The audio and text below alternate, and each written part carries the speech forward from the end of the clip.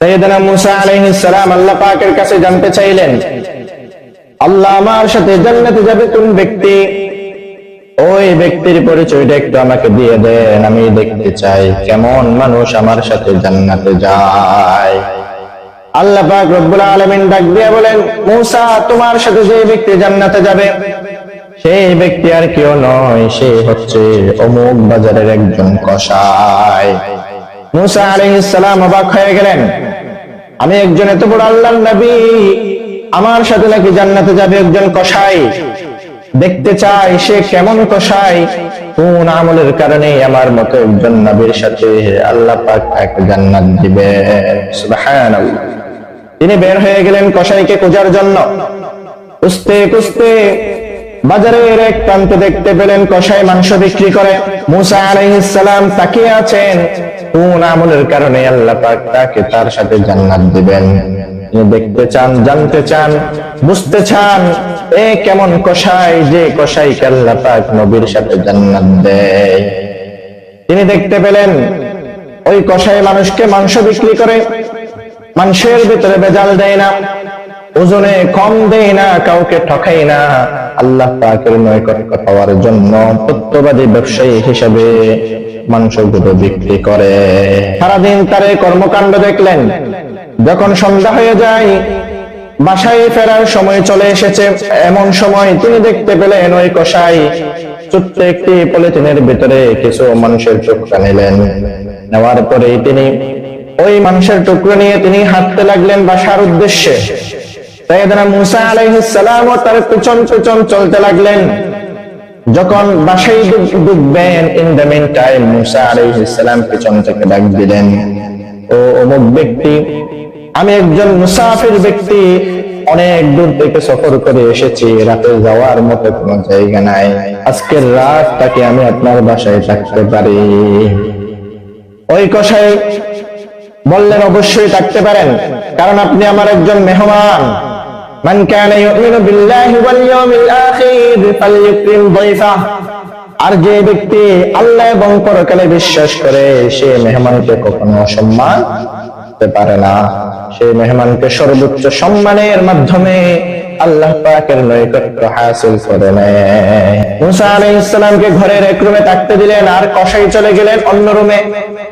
মুসা আলাইহিস সালাম উকি মেরে দেখেন কোন আমলের কারণে এই কসাই আমার সাথে জান্নাতে যাবে।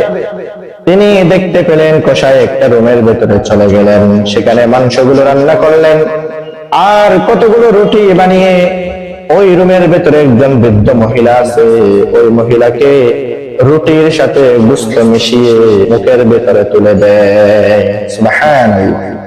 মুসা আলাইহিস সালাম এই দৃশ্য দেখলেন, ওই মহিলা রুটি খায়, মাংস খায়, আর দুহাত তুলে কি যেন বলে, মুসা আলাইহিস সালাম শুনতে পাই না।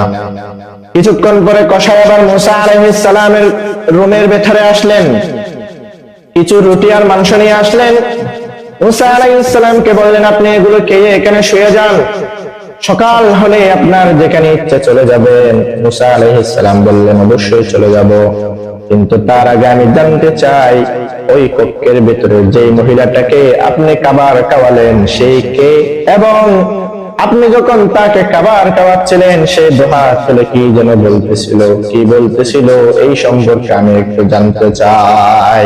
ওই কসাই বলতেছে, সে আর কেউ নয়, সে হচ্ছে আমার গর্ভধারিণী মা, যিনি আমাকে 10 মাস 10 দিন গর্ভে লালন করেছেন, এরপরে আমাকে জন্ম দিয়েছেন, দুনিয়ার বুকে আমাকে লালন পালন করে বড় করেছেন, ওই মা ছাড়া আমার দুনিয়াতে আর কেউ নাই। সুবহানাল্লাহ। সেই মায়ের সেবা করি। আমি যখন সন্ধ্যাবেলা বাসায় এসে গোশত রান্না করে রুটি বানিয়ে মায়ের মুখে তুলে দেয়, মা আমার জন্য আল্লাহর কাছে দোয়া করে, আল্লাহ আমার এই সন্তানকে আপনি কিয়ামত দিবসে এই যুগের সবচেয়ে বড় নবী মুসার সাথে তুমি জান্নাত দান করিও। সুবহানাল্লাহ। কসাই বলতেছেন, যদি আল্লাহ পাক রব্বুল আলামিন এই দোয়া কখনো কবুল করবেন না, এরপরেও আমার মা প্রতিনিয়ত আল্লাহর কাছে দোয়া করে, আল্লাহ তুমি আমার সন্তানকে মুসার সাথে জান্নাত দিও। প্রতিনিয়ত আল্লাহর কাছে দোয়া করার কারণে আল্লাহ পাক রব্বুল আলামিন ওই মায়ের দোয়াকে কবুল করে নিয়েছেন, যার কারণে আল্লাহ পাক ওই কসাইকে মূসার মতো একজন নবীর সাথে জান্নাত দিবে। দুনিয়ার বুকে মায়ের সেবা শুশ্রূষা আমাদের করতে হবে। যার মা আছে মনে করো আপনার একটা জান্নাত আছে, যার মা নেই সে একটা জান্নাত হারিয়েছে। দুনিয়ার বুকে আমাদের যাদের মা আছে আমরা মায়ের সেবা করব, শুশ্রূষা করব। আল্লাহ পাক রব্বুল আলামিন আমাদেরকেও মূসার মতো নবীর সাথে জান্নাত দিবেন। এজন্য মা থাকতে কদর করতে হবে, মায়ের সেবা করতে হবে, শুশ্রূষা করতে হবে, মায়ের যে কোনো কাজে সাহায্যে এগিয়ে আসতে হবে। তাহলে আল্লাহ পাক খুশি হয়ে কিয়ামত দিবসে আপনাকে নাজাত দিবেন।